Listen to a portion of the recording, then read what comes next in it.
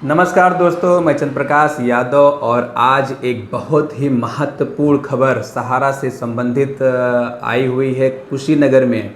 जी हाँ, कुशीनगर में माननीय सहकारिता एवं गृह मंत्री श्री अमित शाह जी ने एक सहारा से को लेकर के बहुत बड़ा बयान दिया है और वो बयान में कई आरोप सपा के मुखिया श्री अखिलेश यादव जी के ऊपर लगाया गया है, सपा समाजवादी पार्टी के ऊपर लगाया गया है कि ये जो भी घोटाला कहा जाए कह रहे हैं या फिर उनको कह रहे हैं घपला हुआ है, वो सपा के शासनकाल में हुआ है। उन्होंने ये आरोप लगाया है।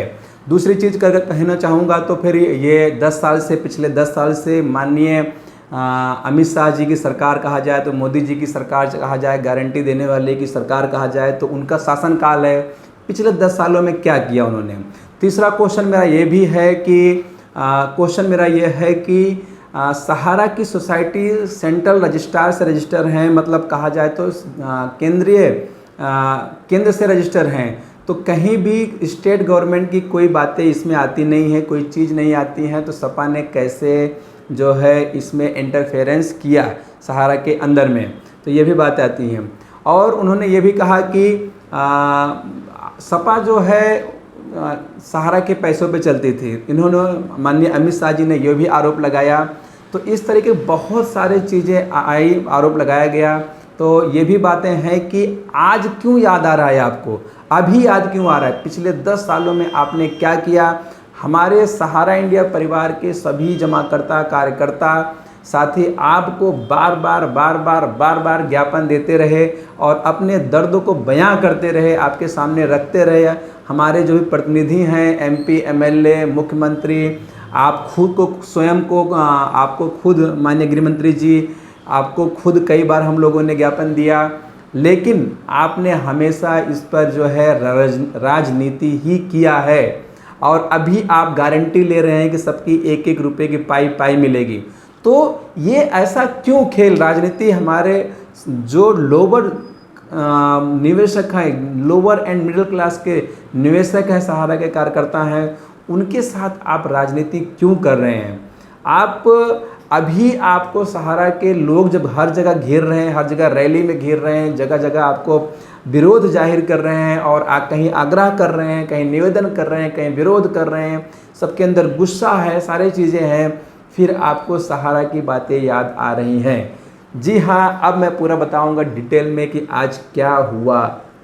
दोस्तों, माननीय अखिलेश यादव जी जो सपा के समाजवादी पार्टी के प्रमुख हैं, तो उन्होंने एक बात रखी कि सहारा निवेशकों को पोर्टल के माध्यम से उनको बेनिफिट नहीं मिल रहा है, उनका भुगतान नहीं मिल पा रहा है। इस पर सरकार को कुछ विचार करना चाहिए था या इसमें इन्होंने नहीं किया। इस पर थोड़ा सा तंज कसा माननीय अखिलेश यादव जी ने।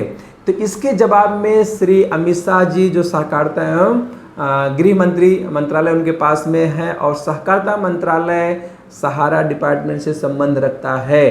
तो दोस्तों, मैं बताना चाहूँगा कि उन्होंने पिछली मतलब अपने जो काम करना था उस काम को ना करते हुए आरोप जड़ दिया वापस सपा के प्रमुख श्री अखिलेश यादव जी के ऊपर में कि सपा जो है सपा को सहारा सपोर्ट करती थी या यह घपला जो हुआ है वह सपा के शासनकाल में हुआ है। दोस्तों, यहाँ समझने की बात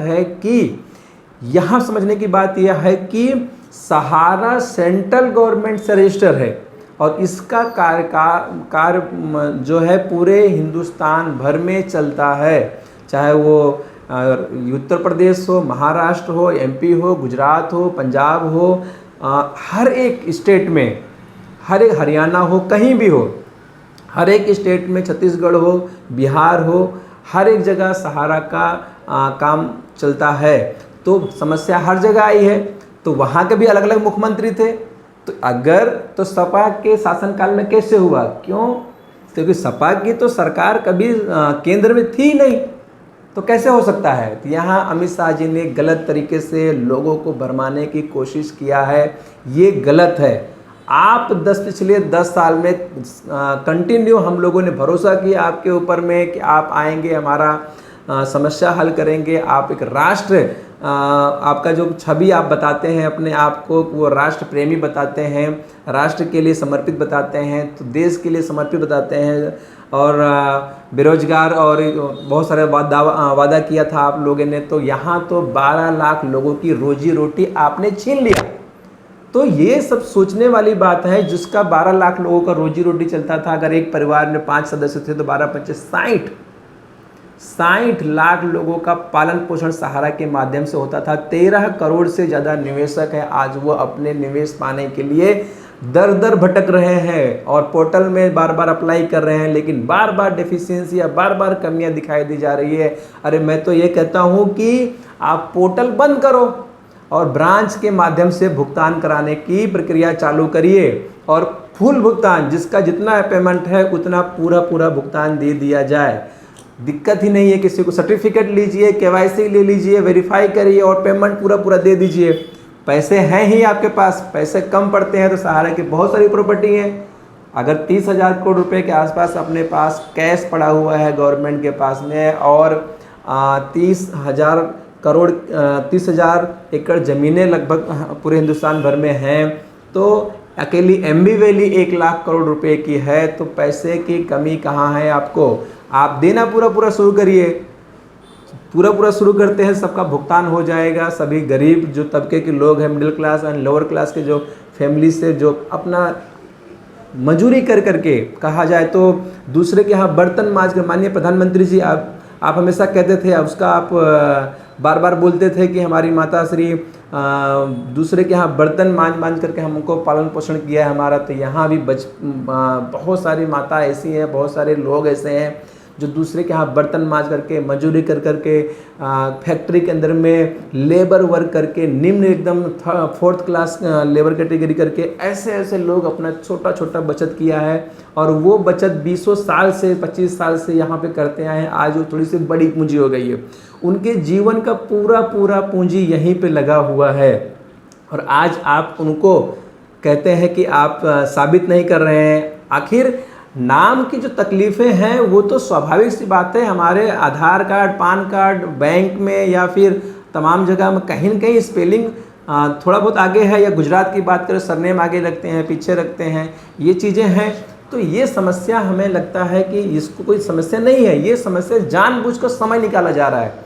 आप आज भी पॉलिटिक्स खेल रहे हैं हम लोगों के साथ में, 13 करोड़ लोगों के साथ में पॉलिटिक्स आज भी खेली जा रही है। अगर ये चाहते तो आप ये 3 महीने के अंदर में सबका भुगतान संभव था, लेकिन आप हमेशा यही कहते हैं कि हम सबका 1-1 रुपये का भुगतान करेंगे, लेकिन कर देंगे नहीं, सिर्फ आश्वासन दे रहे हैं। ये जनता देख रही है, इसके ऊपर में आपको इस तरह से अगर आपका हमेशा बयान रहेगा, वक्तव्य रहेगा, केवल आश्वासन देने वाली बात रहेगी, तो फिर हमें लगता है कि आप समझ सकते हैं कि मैं क्या कहना चाह रहा हूँ। उस चीज़ को मैं खुल के नहीं बोल रहा हूँ, लेकिन आप देखिए आपका नुकसान बहुत बड़ा होगा, ये पक्का है। आप अपने हमेशा बार रैली में जगह जगह देखा जा रहा है कि आपका विरोध हो रहा है, कहीं कुछ लोग आपसे विरोध कर रहे हैं, कहीं कुछ लोग आग्रह कर रहे हैं, कहीं आपको हमारे समस्या सुलझाएं इस तरह से निवेदन कर रहे हैं, तमाम तरीके की चीज़ें हो रही हैं। हम लोग खुद बार हर जगह जो भी सरकार के लोग हैं सबसे बात रखते हैं, लेकिन किसी ने भी बात को इसको सुना नहीं, और इस पर कोई सही तरीके से नहीं लिया गया, हमें कोई बेनिफिट नहीं मिला। पिछला 10 साल आपने क्या किया, इसके ऊपर कितना काम किया, किससे, और जो किया उससे किसको फ़ायदा हुआ? फ़ायदा तो किसी को दिखता नहीं है। अगर फ़ायदा नहीं दिखा तो आपके काम से क्या मतलब? आज पिछले इतने वर्षों से आप मान लीजिए पिछले 1 साल की बात करूं तो आप देने के पोर्टल लेके आए, उस पोर्टल से कितने लोगों को फ़ायदा हुआ? उस पोर्टल से जितना आपने पेमेंट दिया नहीं है, उससे ज़्यादा तो आप खर्च दिखा दिए। आप ऐसा क्या चीज़ है कि जो लोगों को मिलना चाहिए वो लोगों को मिला नहीं, उससे ज़्यादा खर्च हो गया? ये भी एक प्रश्नवाचक चिन्ह आप पे लगता है कि इतना ज़्यादा खर्च कैसे आ गया और भुगतान नहीं दे रहे हैं। एक चीज़ हर एक चीज़ में कमियां निकाली जा रही है। भाई हमारे पास सर्टिफिकेट है, आप सर्टिफिकेट लीजिए, हमारा केवाईसी लीजिए, ओरिजिनल सर्टिफिकेट जमा करो, पूरा भुगतान करो, बात खत्म हो जाए। एकदम सिंपल तरीका है जो आज तक सहारा करती आई है। तो हमें लगता है इसके ऊपर माननीय सुप्रीम कोर्ट को भी सोचना चाहिए, और मौजूदा जो भी सरकार है, अब तो चुनाव ख़त्म होने की तैयारी है और 4 तारीख को नया सरकार का जो भी डिक्लेयर हो जाएगा कौन जीत के आ रहा है।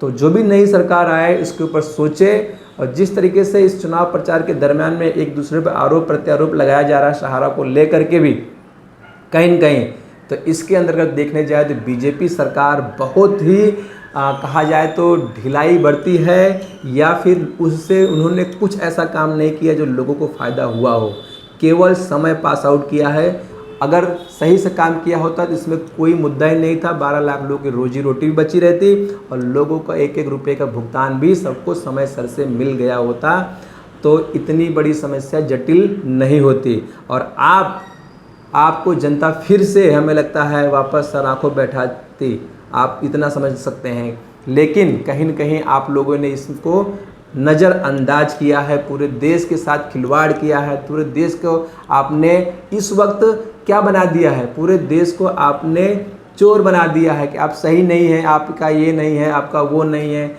आप कैसी राजनीति कर रहे हो, सोचिए ज़रा। उम्मीद करता हूँ कि आप सभी को ये वीडियो पसंद आया होगा। लाइक करें, शेयर करें और ज़्यादा से ज़्यादा लोगों को भेजें इसको, ताकि लोगों को पता चले कि ये मुद्दा कौन मतलब मौजूदा सरकार कर सकती थी लेकिन नहीं किया है। उम्मीद करता हूँ कि नई सरकार जो भी बन के आएगी, चाहे बीजेपी आए, चाहे एनडीए गठबंधन आए, लेकिन सबसे पहले इन 13 करोड़ जो निम्न वर्ग के लोग हैं, पिछले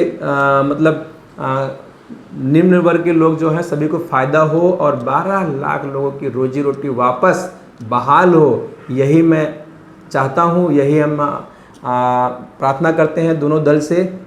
और इसी के साथ अपनी वाणी को विराम देता हूँ। थैंक यू, नमस्कार।